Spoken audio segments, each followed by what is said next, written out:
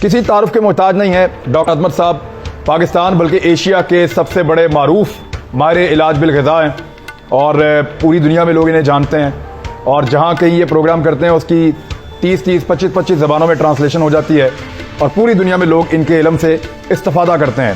Doctor صاحب السلام علیکم. بہت شکریہ سر جوائن کرنے کے, بڑی مہربانی. سب سے پہلے مجھے یہ بتائیں کہ یہ کورونا ایکچولی ہے کیا, آپ کی سمجھ میں کیا ہے؟ کورونا ایک وائرس ہے. ہماری باڈی میں ویریس قسم کے پیتھوجنز ہوتے ہیں. پیتھوجنز کا مطلب ہے جراثیم. اس میں فنگس ہوتی ہے, اس میں بیکٹیریا ہوتی ہے اور اس میں وائرس ہوتا ہے. یہ وائرس جو ہے ایک تو بہت چھوٹے سائز کی ہوتی ہے اور اس کے بعد یہ ریپلیکیٹ بڑی جلدی کرتے ہیں. اس میں ویریس فارمز آف وائرس ہوتی ہیں. ایک وائرس ہوتی ہے جو کہ RNA وائرس ہوتی ہے, ایک وائرس ہوتی ہے جو کہ DNA وائرس ہوتی ہے. DNA وائرسز جو ہیں وہ بڑی جلدی ہمارا قوت مدافعت جو ہے اس کو قابو کر لیتی ہے.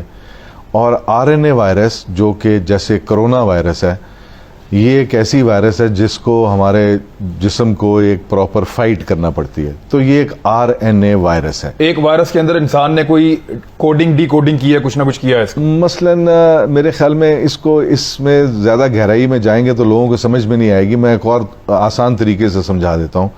مثلاً اگر ایک SARS-1 وائرس ایک 4x4 ٹرک تھا, ٹھیک ہے, کوئی ½ ٹن پک اپ ٹرک جیسے ٹویوٹا کے بڑے ٹرکس ہوتے ہیں, تو یہ وائرس اسی ٹرک کی چیسی پہ ایک ٹینک ہے.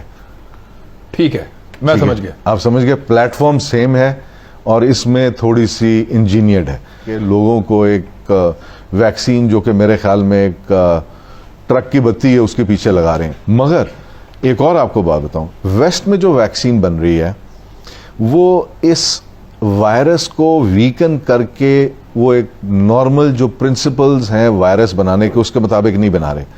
وہ اس وائرس کی انفیکشن کی وجہ سے جو آپ کے لنگز میں فلوئڈ جمع ہو جاتا ہے اس کو اینالائز کر کے اس کے اگینسٹ ایسے باڈی میں ڈیفنس میکانزمز انٹروڈیوس کرنا چاہتے ہیں کہ وہ ناٹ اگینسٹ دیٹ وائرس, اس کے ایفیکٹ کے اوپر کنٹرول کرنا چاہتے ہیں. اس کے ایفیکٹس کے اوپر کنٹرول کرنا چاہتے ہیں.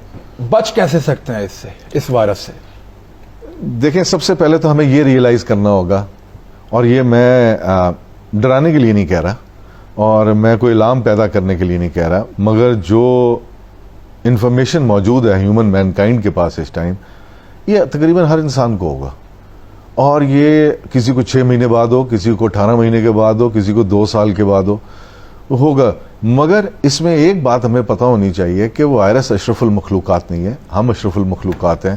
اور دنیا میں بہت ایسی چیزیں موجود ہیں اللہ تعالیٰ نے ہمارے ڈسپوزل پہ دی ہیں جو کہ اس وائرس کو کاؤنٹر کرتی ہیں کہ آپ کس طرح, کون سے ٹینجیبل سٹیپس ہیں جو آپ لے سکتے ہیں جس سے آپ کی قوت مدافعت بہتر ہو. آپ کے اپنی باڈی نے جب فائٹ کرنا ہے تو کس کے ذریعے کرنا ہے؟ آپ کی اپنی قوت مدافعت ٹھیک ہونی چاہیے. اگر قوت مدافعت ٹھیک ہے تو چانسز یہ ہیں کہ آپ کو صرف 2 چھینکیں آئیں گی, آپ پازیٹیو ہوں گے, آپ کی باڈی اپنی اینٹی باڈیز بنائے گی اور آپ اے سمپٹومیٹک رہیں گے, وہ اس طرح ہی جس طرح آپ کو کوئی فلو ہوا تھا. تو اس میں سب سے پہلی جو ضرورت ہے, میں لوگوں کو یہ کہتا ہوں کہ اپنی خوراک کی طرف دھیان دیں. اور لوگوں کے پاس ٹائم ہے میرے خیال میں. یہ اگر آپ یعنی کہ اپنا کھانے پینے کا طریقہ تھوڑا سا بدل لیں تو آپ یہ دیکھیں گے کہ یہ وائرس انشاءاللہ ہمیں کچھ بھی نہیں کہے گا. کیا کریں؟ یعنی ایک عام آدمی آپ کہہ رہے ہیں موٹا نہیں ہونا چاہیے, جی, اور کیا کریں؟ سب سے پہلے تو ہاضمہ. ایک تو اس سے ڈرے نا آپ کے خیال میں. ہاں, اس سے ڈریں مت. اور دوسری بات یہ ہے کہ میں اگر ٹینجیبل سٹیپس اگر بتاؤں تو سب سے پہلی بات کہ آپ کو اپنا ہاضمہ ٹھیک رکھنا ہے. ایک بات یاد رکھیے کہ آپ کا امیون سسٹم جو ہے, ہم مثلا میں اپنی انگلیاں دیکھ سکتا ہوں, میں اپنی آنکھیں دیکھ سکتا ہوں, اپنے کان پکڑ سکتا ہوں, مگر مجھے یہ نہیں پتا کہ میرا امیون سسٹم کہاں پہ ہے. ہمارا امیون سسٹم جو ہے وہ ہمارے اسٹمک میں ہے. 80% of our immune system is housed in our gut. اب آپ یہ دیکھیے, اگر آپ کا ہاضمہ ٹھیک ہے, اگر آپ کو قبض نہیں ہے, پیٹ خراب نہیں ہے, تو آپ کا امیون سسٹم بہتر فنکشن کر رہا ہے. اس کو, اور اگر کسی کا خراب ہے اس کو ٹھیک کرنے کا کیا طریقہ ہے؟ اس کے لیے میں 2-3 چیزیں بتانا چاہوں گا میرے خیال میں. سب سے پہلے تو دہی کا استعمال ضرور کیا کریں.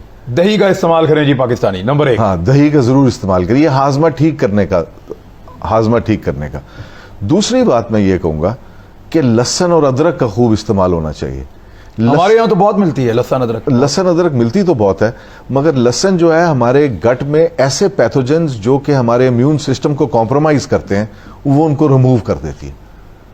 اچھا. سو لہسن ایک اینٹی وائرل بھی ہے اور ہمارے سٹمک سے کلیئر کرتی ہے ان پیتھوجنز کو جن کا کوئی رول نہیں ہے اپر جی آئی ٹریکٹ. سالن میں پکا کے کھائیں. سالن میں پکا کے کھانے سے اس کی افادیت ختم ہو جاتی ہے. ختم یا کم ہو جاتی ہے. کم میرے خیال میں ختم ہی ہو جاتی ہے کیونکہ ہم بہت زیادہ پکاتے ہیں. ہم لہسن کو ویسے کیسے کھا سکتے ہیں؟ لہسن کو بہترین کھانے کا طریقہ یہ ہے کہ اس کو چھوٹے چھوٹے ٹکڑے کریں, اس کو 5-7 منٹ ہوا لگنے دیں. جب ہوا لگتی ہے تو اس سے ایک چیز بنتی ہے جس کو میلیسن کہتے ہیں, جو کہ بہت زبردست ایک اینٹی مائکروبیل پیپٹائڈ ہے. یہ وہ سبسٹنس ہوتے ہیں جو ویریس پلانٹس میں ملتے ہیں اور وائرس اور بیکٹیریا اور فنگس کے خلاف کام کرتے ہیں, اور ان کو ہم اینٹی مائکروبیل پیپٹائڈز کہتے ہیں, اور یہ لہسن میں بھرے ہوئے ہیں. تو آپ لہسن کھائیے, آپ کو اینٹی وائرل پروٹیکشن بھی ملے گی. اور کھانے کا طریقہ یہ ہے کہ چھوٹے چھوٹے ٹکڑے کر کے ایک چھوٹی سی توری لیجئے, ایک چھوٹی سی سیگمنٹ لیجئے, اس کے چھوٹے چھوٹے سے آپ حصے کیجئے اور اس کو آپ پانی سے نگل لیجئے کھانے کے بعد. ایک لہسن کا پیس کافی ہے. ایک لہسن کا پیس ایک دن میں کھائیں. اچھا, اس کے بعد ایک اور بات بتاؤ. اب ادرک آ گیا, جنجر. میں لہسن کے بارے میں پہلے بات پوری کر دوں. وہ یہ کہ اگر آپ 25-30 دن کھائیں گے تو آپ کے اندر سے لہسن کی اسمیل آنی شروع ہو جائے گی. That is the time to stop. اچھا جی, اس کا مطلب یہ ہے کہ آپ کے وہ ایلیسن کے کمپاؤنڈز پورے ہو گئے. سو ایک بہترین ڈیفنس آپ کو مل گیا. اور لہسن کئی لوگوں کو ہضم نہیں ہوگا, اس لیے اگر آپ کو ہضم نہیں ہوتا تو آپ ایک پوری توری سے نہ شروع کریں, ایک پوری سیگمنٹ سے. آپ ایک لہسن کا چوتھا حصہ لے کے, چھوٹا سا حصہ لے کے صرف وہ لیجئے. آہستہ آہستہ 5-7 دنوں میں اس کو بڑھائیے. اور جب آپ لہسن لیں, جب آپ یہ گارلک کے اوپر آپ کر رہے ہیں, فوکس کر رہے ہیں, تو ساتھ دہی بھی ضرور لیجئے. دہی کے بارے میں آپ کو چھوٹی سی بات. دہی میں لہسن ڈال کے کھا لیں, پتہ ہی نہیں چلے گا. یہ بھی ٹھیک ہے, یہ بھی بالکل کیا جا سکتا ہے.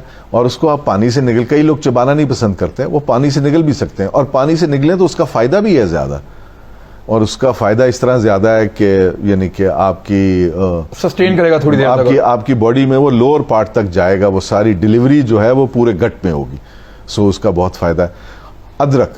ادرک کا کعوہ جو ہے, ادرک کے بارے میں آپ کو تھوڑی سی ایک بات بتاتا چلوں کہ ہر سال, اب پتہ نہیں اس سال ہوتی ہے یا نہیں ہوتی, تقریباً 20-22 سال سے میڈرڈ میں ایک کانفرنس ہوتی تھی جس میں ادرک, لہسن اور اولیو آئل پہ نئی ریسرچ پریزنٹ کی جاتی تھی. 3 چیزوں میڈرڈ میں ہر سال ان 3 چیزوں کے لیے سائنٹسٹ اکٹھے ہوتے تھے. ادرک کے اندر جتنی بھی چیزیں ڈسکور کی گئی ہیں ان سب کا رول اینٹی ایجنگ ہے. وہ prevention of premature ageing کرتی ہیں. اور آپ ادرک اتنی بڑی دنیا ہے, اور ادرک کیا کرتا ہے, آپ کے سٹمک سے ہوا کو خارج کرتا ہے. سب سے پہلا کام یہ کرتا ہے. ادرک آپ کے سٹمک کو سود کرتا ہے, آپ کے امیون سسٹم کو کھڑا کرتا ہے دوبارہ.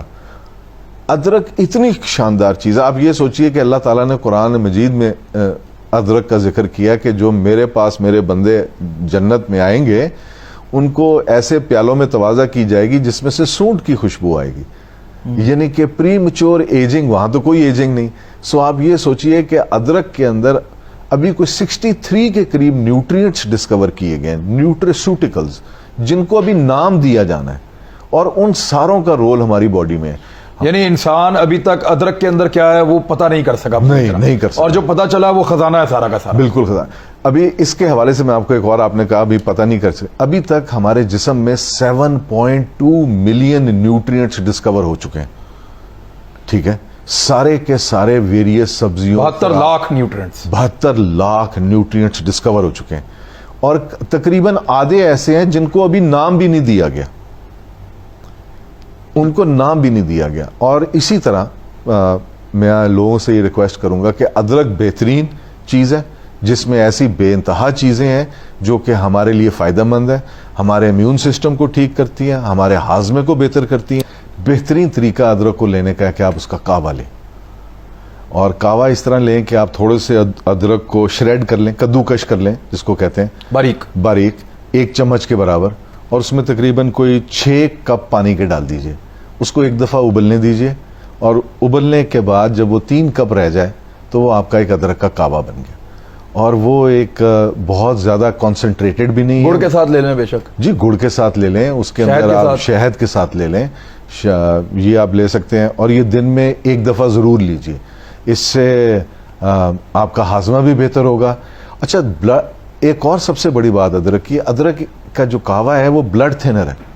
اور یہ سوچئے کہ اگر آپ کا بلڈ تھن ہے تو وہ بلڈ تھنر نہیں کے طور پہ کام ہارٹ کرے کے گا. پرابلم نہیں ہوں گے آپ کو. نو, آپ کا ہارٹ کے لیے بہتری کے لیے, ہارٹ کے پرابلم نہیں ہوں گے آپ. جی آپ کو ہارٹ کے پرابلم نہیں ہوں گے, آپ کی سرکولیشن بہتر کرے گا, آپ کی میموری بہتر کرتا ہے, اس کے بعد پری میچور ایجنگ کو پریونٹ کرتا ہے. سیلولر لیول پہ کینسر سیل کا جو ایک مرنے کا پروسیس ہوتا ہے جس کو ہم اپوپٹوسس کہتے ہیں, اس کے اندر باڈی کو اسسٹ کرتا ہے. بہت زیادہ فنکشنز ہیں ادرک کے.